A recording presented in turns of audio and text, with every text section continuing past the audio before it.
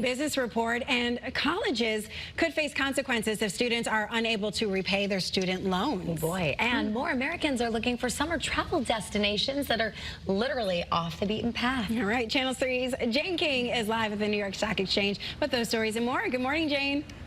Hi, good morning. Yes, nearly 10 million student loan borrowers could soon be in default, and the Education Department wants to hold the schools responsible. Now, the administration is invoking rules that allow the government to shut off the federal student loan spigot for specific schools if too many of their students have lapsed on payments.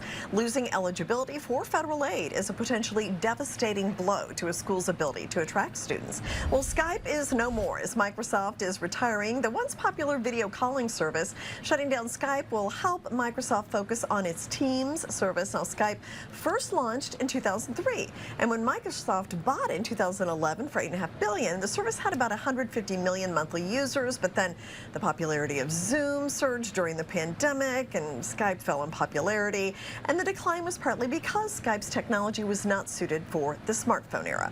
Well, an Expedia study shows that going to detour destinations is a hot travel trend this year, and the uncertain economy plays into that. Now, these detour destinations are lesser known or alternative locations that travelers choose to visit instead of the typical well-traveled hotspots. Mesquite, Nevada, instead of Vegas would be an example.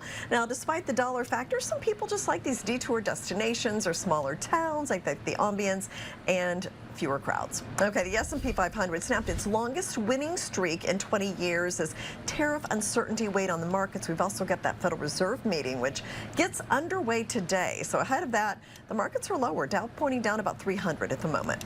Live from the New York Stock Exchange, I'm Jane King. Back to you. All right, thanks, Jane.